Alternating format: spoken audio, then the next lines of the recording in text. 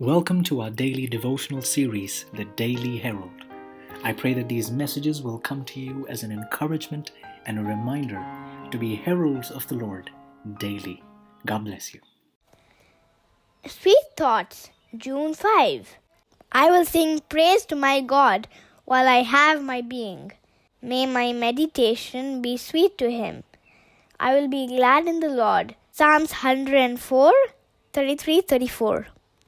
If the mind is molded by the objects with which it has most to do, then to think of Jesus, to talk of Him, will enable you to become like Him in spirit and character.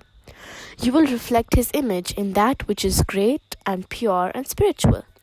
You will have the mind of Christ, and He will send you forth to the world as His spiritual representative. The sun shining in the heavens pours its bright beams onto all in the highways and byways of life. It has sufficient light for thousands of worlds like ours. And so it is with the Son of Righteousness. His bright beams of healing and gladness are amply sufficient to save our little world, and are efficacious in establishing security in every world that has been created. It is growth in knowledge of the character of Christ that sacrifices the soul. To discern and appreciate the wonderful work of the atonement transforms all who contemplate the plan of salvation. By beholding Christ, they become changed into the same image from glory to glory as by the Spirit of the Lord. The beholding of Jesus becomes an ennobling, refining process to the actual Christian. What kind of faith is it that overcomes the world? It is that faith which makes Christ your own personal Savior. That faith which, recognizing your helplessness, your utter inability to save yourself, takes hold of the Helper who is mighty to save as your only hope.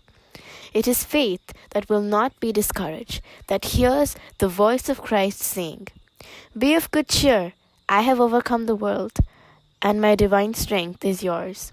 It is the faith that hears Him say, "Lo, I am with you always, even unto the end of the world." Every soul must have a realization that Christ is our personal Savior.